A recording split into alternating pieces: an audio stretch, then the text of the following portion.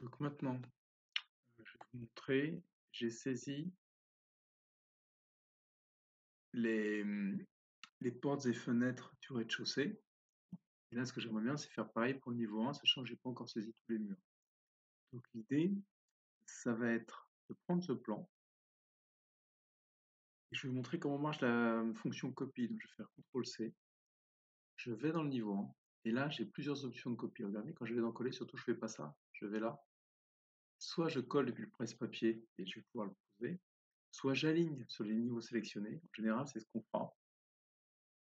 Alors, si je clique là-dessus, je sélectionne mes niveaux sur lesquels je veux copier le plan, par exemple niveau 1, niveau 2. Pour sélectionner deux niveaux, je fais Shift. Alors je fais, par exemple, avec l'outil CTRL, je peux sélectionner comme ça. Avec l'outil Shift, je peux faire ça, ça. Donc, Shift, c'est la table, c'est la touche pour mettre en majuscule. Et CTRL, c'est celle qui est à côté. Voilà. Soit j'utilise ça, et je peux le poser sur plusieurs plans, soit, dans modifier, soit je fais collage aligné sur la vue actuelle. Ça va le mettre sur cette vue, sur la vue niveau 1, parce que c'est celle-ci qui est ouverte, soit sur le même emplacement, soit sur un niveau choisi. Bon, là, par exemple, je vais faire sur la vue actuelle, et on voit qu'il me le replace. Je vais décadrer la vue, et puis je vais déplacer, parce que ça c'est la vue du rez-de-chaussée, il va falloir que je déplace mon plan rez-de-chaussée. Donc je vais dans ma vue. Si on regarde bien ici, elle est cadrée. Vous voyez ce qui se passe quand je fais ça? Pardon. Oui, parce que j'ai sélectionné une zone. Bon, j'expliquerai ça après. Voilà. Donc je décoche et je décoche le cadrage. Voilà. Maintenant j'ai tout.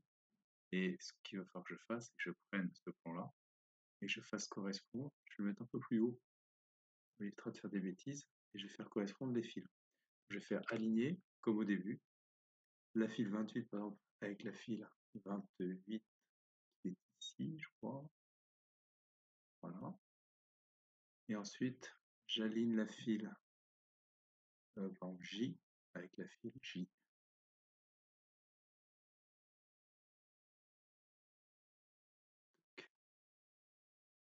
Et là, j'ai bien mon plan qui s'affiche par-dessus.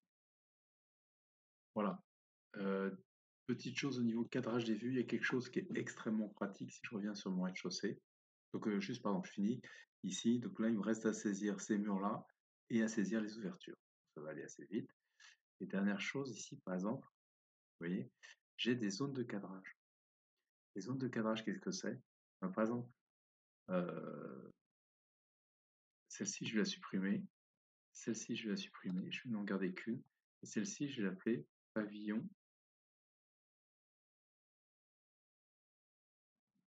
Je vais mettre 8 et 9. Et ça me permettra de cadrer toutes mes vues sur 8 et 9. Je fais mon cadrage comme ça. Et c'est important d'utiliser cette fonction-là, parce qu'on verra qu'après on utilisera des scripts, par exemple, qui permettront de sortir tout le métré, tous les éléments qui se trouvent dans cette zone de cadrage. C'est-à-dire cette zone de définition, pardon, va me permettre de cadrer les vues. Comment? Là, par exemple, c'est hyper simple. On va dans la vue et je fais la zone de définition, c'est 8 et 9. Clac. Il me cadre mes vues. Si je sélectionne tout ça, toutes ces vues-là, je lui demande de faire un cadrage sur 8 et 9. Toc, si je vais sur niveau 1, regardez ce qu'il m'a fait. Il me l'a cadré aussi sur 8 et 9. Et l'avantage, c'est que toutes mes vues seront cadrées exactement pareil. Si je fais une impression automatique de feuille A3, toutes mes vues seront identiques et placées de la même façon. Donc se superposeront d'une feuille A3 à l'autre. Ça, c'est hyper puissant, c'est intéressant. Voilà. Et donc, voilà, j'ai fini pour le cadrage des vues et pour la saisie des murs et fenêtres.